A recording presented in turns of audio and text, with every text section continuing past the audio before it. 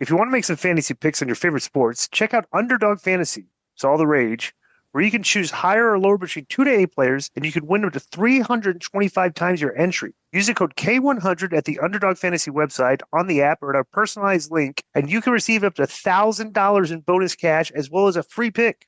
Underdog Fantasy offers a unique approach to fantasy sports, and it's a simple pick-em style format. You can select players you believe will outperform expectations without the complexities of traditional daily fantasy sports. The user-friendly interface and growing community make it easy and fun to play, plus it's available in over 30 U.S. states. We will share our picks for you every week on K100 Sports. You can follow along or play against us. So use the code K100 at UnderdogFantasy.com on the app or at the link included in the show notes and receive up to $1,000 in bonus cash plus a free pick. UnderdogFantasy.com. It's an underdog thing. So here's another thing, too, I want to ask you. How do you watch the shows? What's your method of consumption of professional wrestling? I watch live, so I watch Raw, SmackDown, Dynamite, NXT. On what? Do you watch on TV? I watch it on streaming. Streaming or okay? So streaming. Which streaming service do you use? Raw and Netflix. Okay, when it comes to, it's funny I say streaming. When it comes to Dynamite, I watch it on Sling TV because I get the East Coast feed on Sling TV. So I watch it essentially on TBS. Dynamite. Right. And then like Collision 2, that would be on TNT on Sling TV. I watched Dynamite on Max one time because Sling was kind of acting up. So I did watch it one time on Max, but I typically watch it through Sling TV. I watched Raw on Netflix. And then when Raw was on USA Network, same thing, Sling TV. Let me ask you a question real quick. What streaming services do you have? Just Sling TV? I have Sling TV. I have Paramount Plus. I have Max, but I watch, mostly like White Lotus and stuff like that, Bill Maher. So where do you get, we're big Bill Maher fans. So where do you get your sports fix from? Sling? So Sling TV, I watch the NFL on the Red Zone channel. Yeah, so that'll be on Sling TV. How about NBA? Yes, NBA. I watch on. That's also Sling. I don't have an NBA package. I used to have like a trial of a package, and then I would kind of use like. Why don't you get one of those Fire Sticks where you can get everything? Oh, they're like $50. Well, it's black mark, but right. Well, let me bring up a point. Joe can hook you up. The reason I asked you guys is I want to bring up a point, okay?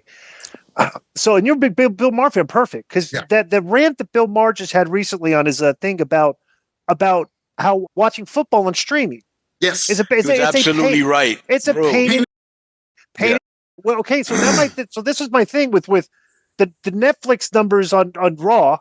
Started off huge, and then they've gone down and they've settled at like about 3 million a week, whatever, international, domestically, right? And I just wonder if it's like, Netflix, I can't change the channel here. If you're watching the show, you got to log out, you got to go in the thing. It's not like back and forth and everything. So I'm just wondering if people kind of like are now, okay, I've said the WWE is doing a fantastic job at this and AEW does not.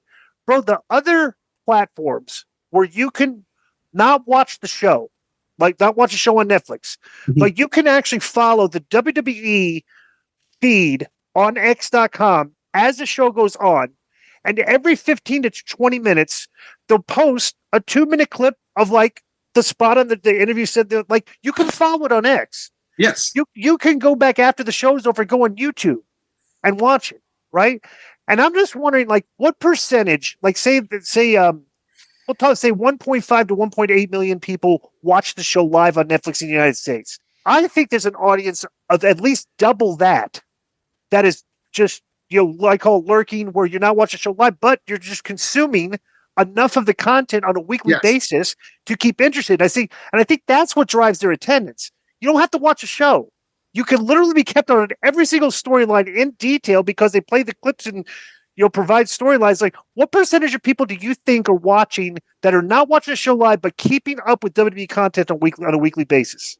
That's a great question, and I think it is I would say that would be like maybe at the very least a 20% range or something like that, because that what you just described is how I watch NXT ever since they moved to the CW, because I used to watch, like everything else, Sling TV on USA Network. Then they moved to the CW. The CW feed on Sling doesn't have CW. So I have to either download it through nefarious means or what I do to watch it live is I go on Twitter and I, keep updating X, and then I watch the clips, and I'm able to follow the show by seeing what happens. And essentially they're cutting the fat, right? They're not showing you all the stuff that you might be bored by. They're just showing you the action and the bars that they're cutting in the promos or whatever, but you're able to see it on a feed. And so I think a lot of people watch like that, especially, which is a good sign for NXT because their ratings are actually very good. They just did 799,000 on CW, but there's a lot of people like me who don't get NXT in their homes and watch through X. Bro, their show is very, very good.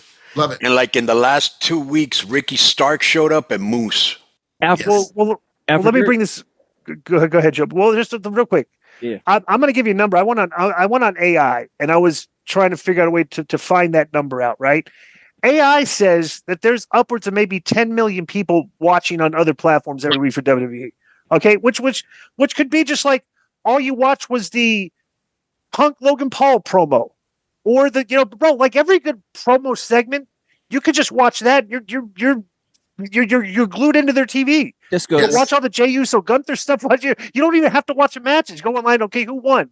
That's like because that's the way I watch a show live, or like when I watch on streaming. I just fast forward through the matches. I could give a great. Everybody on TV right now could work. So it's not like I know if there's a botch AEW death of AEW will post it, or like or Meltzer said what will post whatever. But like I think the number's up around 10 million because we looked at like Brandon Thurston's charts one time, and bro, I think the number for AEW is like 2 million.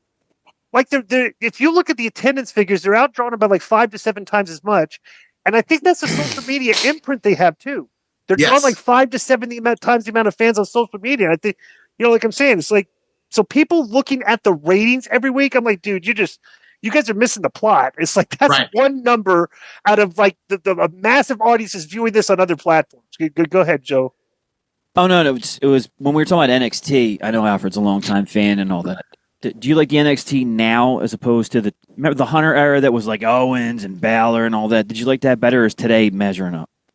I like it now more than ever, to be completely honest. As much as I absolutely loved NXT when it first started, and I like it for different reasons than a lot of people. I do think it's a good product, but this is the wrestling show that I always wanted as a black child growing up, seeing black people booked strictly as gimmicks. And I had this kind of famous rant where I talked about the spectrum of blackness, and I don't want to just see like black stereotypes on TV. NXT is giving me that with African NXT. Not only are the ratings higher doing this, but they're giving me the Nigerian black man who reminds me of my uncles in Obafemi, but they're giving me Trick Williams, who reminds me of my friend Marquise, and he's this, kind of athlete, black American from the South type of athlete, and they're giving you Wes Lee, who's the kind of more suburban, Kalani Jordan, the more suburban black type. Carmelo now. Carmelo, yeah, and he just left, but they're giving you this whole like spectrum of like Ricky Stark. Let me ask you a question. You mean you didn't like it back in the day when there was this thing? Frankie Kazarian actually gave me this. There's this thing where they're whipping somebody with the belt. It was a black guy. They just did that actually. It was a black guy, and the guy goes, "Yeah, it looks like a scene from Roots." Kunta Kinte. Jesse Ventura said that. Or when Mr. T was fighting Roddy Piper, and for some reason they had Sky Lolo with him. Remember that? Right. Dude, that's early 80s. Horrible. But Alfred, how old are you? Like early 40s? No, I'm 38. You're 30. Okay, so about the same age. When we were kids, they still had Saba Simba on TV, Tony Atlas with like feathers around his head, and One Man Gang turns into Akeem the African Dream. Like they were still doing it. Bro, I don't know if you know this. 90s. I don't know if you know this, Akeem. I was talking to an old veteran, right? And he was telling me that back in the day, they considered blacks and Latinos gimmicks. Yes. And they would say only one gimmick per show. Right. That was, and I'm not saying this is true, but that was always attributed to Michael P.S. Hayes in that there's a story of a black wrestler coming up to him like, "Hey man, I want an actual gimmick." And they pitched like a gimmick to him. And he said, "What are you talking about? Being black is your gimmick." And so that is a belief that, and I'm not saying this is true, but this is something that is a story that's purported throughout wrestling for years now. But that is something in the Old Boys Network that they believe that just by being black, it's your gimmick. When it's like, I will say this, there are a lot of black gimmicks that will get over in wrestling. If you look at wrestling right now, whether you're black or white or indifferent or whatever, all the things that are over, just about everything that's over in wrestling right now is either done by black people or stolen from black people. He was not created by Jey Uso. Hell, he stole it from Jimmy Uso, who didn't even create it. That was created by Black Vine. And you look, Yada I Mean, which is getting over with Fatu, he took that from Kick the Sneak of the Bay Area hyphy movement. There's all kinds of things like that. Look at the when we talked what do you think about. What do you think about Jacob Fatu? Keep referencing he's keeping 100 every week. No, Yeah, he's Fatu, since he's from Vallejo, right? Yes, he's from and the Bay. E40 does that a lot. Of course, that's where he gets it from. He'll say it in his promos. Yada I mean. Yes, Yada I Mean. That's and I'm not I'm not criticizing them for this. What I am saying is that it's funny to think that one gimmick per show. It's like, well, listen. If you look at how popular black culture is, it should be one white person per show. Like DEI and WWE should mean that white people get one segment per show. Because if you look at what black people are doing on wrestling, NXT tried to fight AEW with a product that had the Undisputed Era, and they had like the half of the Four Horsemen type gimmick, and they had Karrion Kross, and they had Finn Balor, and it was like the white NXT show. But then as soon as they started kind of leading toward black culture, it's doing much better than AEW. Kicking AEW like it's nobody's business. Yeah. So let me ask you a question, because this has been a recurring theme on our show, and Disco has the same point of view. So people are always writing in that how come brothers can use but white guys can't? Disco's kind of in that boat, right? And I'm like, because that's part of their culture and that's how they talk. You know, if you go to any barbershop, if you go to any rap studio, if you go to any basketball court, if you go to any anywhere, hey, what's up? Puerto Ricans use that word a lot. That's the thing. Yeah. And that's my philosophy, is that you just be ready to deal with the consequences. Right. So I have brothers that I've known for a lot of years that I will use the word with them, right? But I'm not stupid enough to go do it indiscriminately with a brother I don't know. You know what I'm saying? Right. And they're like, well, you shouldn't be using it. What you think? I just wanted to see what was your point of view on that.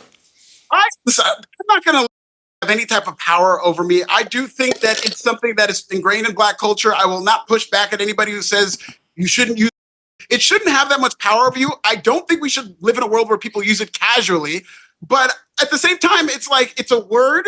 It's a word that does come with a lot of power. It's a word that I understand when people get offended by it. But I do think that predominantly black people should be using the word. I think it's, listen, I have a Mexican barber for a while. I had a Mexican barber who would say it, and I wouldn't really pipe up unless he started getting a little out of control, and it was like every other word. And I'm just like, hey, man, like, listen, I'm giving you it. Okay, well, here's my take. Here's my take on it. Or how great was this? Let me just say this.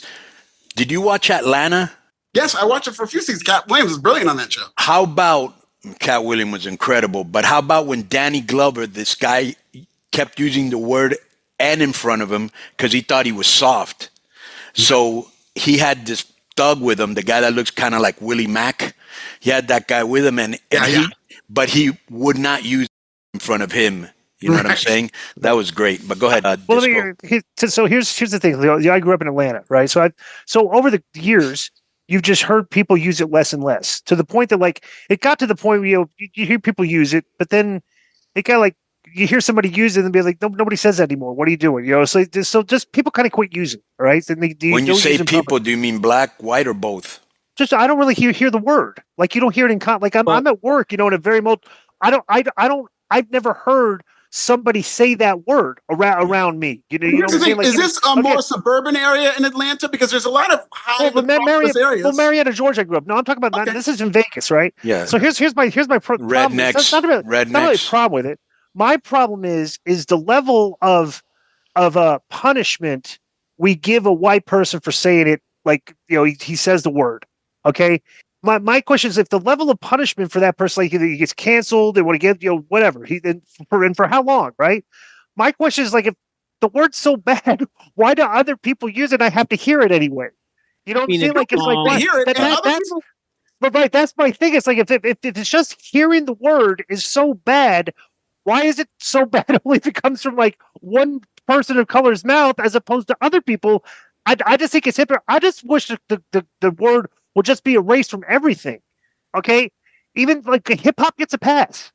You know, like they throw that word out there, like, because it's part of their culture, dude. You're going to tell black people how to talk. But I'm aware of that. But you can see how it does come across as kind of hypocritical in this in that context. It's I like, don't. I don't know if it's hypocritical because, okay, here's an example. And I'm sure you've heard this example before. It's like if you have a brother, like I have a brother, and if you pick on your brother, you can say all kinds of stuff about your family or brother. The second somebody else says something about your brother, it's like, hey, shut up, that's my brother.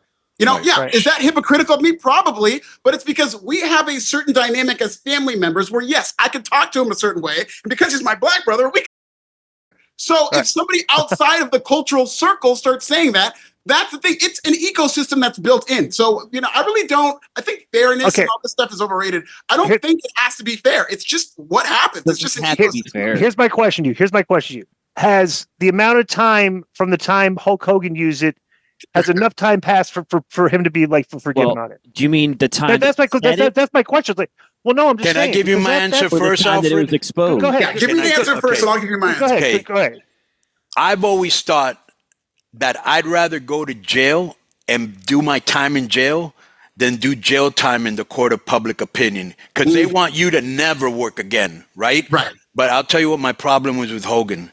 Hogan should have come out and said, "My bad," and people would have like said, "Okay, we all," but he's never done that, and he tries to give excuses like, "Oh, well, when I was in Tampa, they used to say that word." Dude, I lived in Miami, okay, which is like 2-3 hours from Tampa.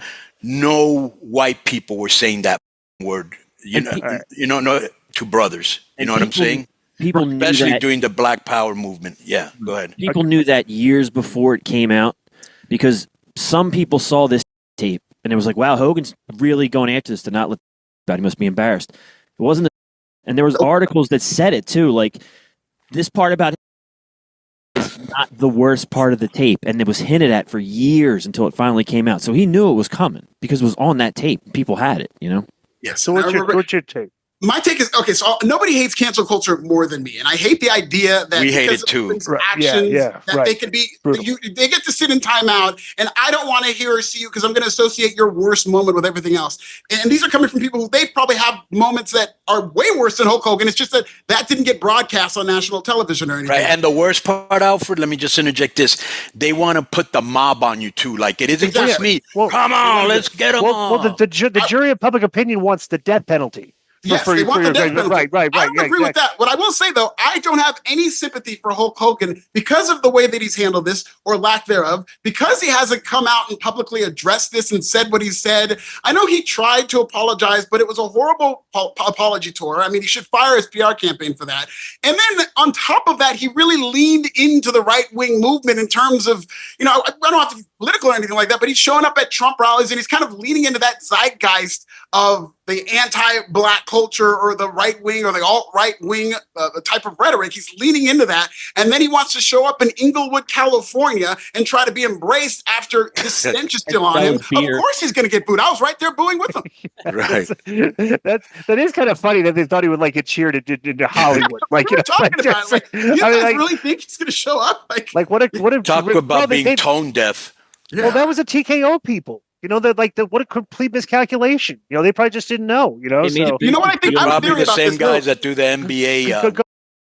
But I do have a theory about this, and I think it's understandable from this standpoint. It was absolutely tone deaf, and a lot of people probably thought the same thing, that he's definitely going to get booed. The thing is, a lot of times when you see something on the internet, when you see some internet rhetoric, it doesn't end up translating to real life.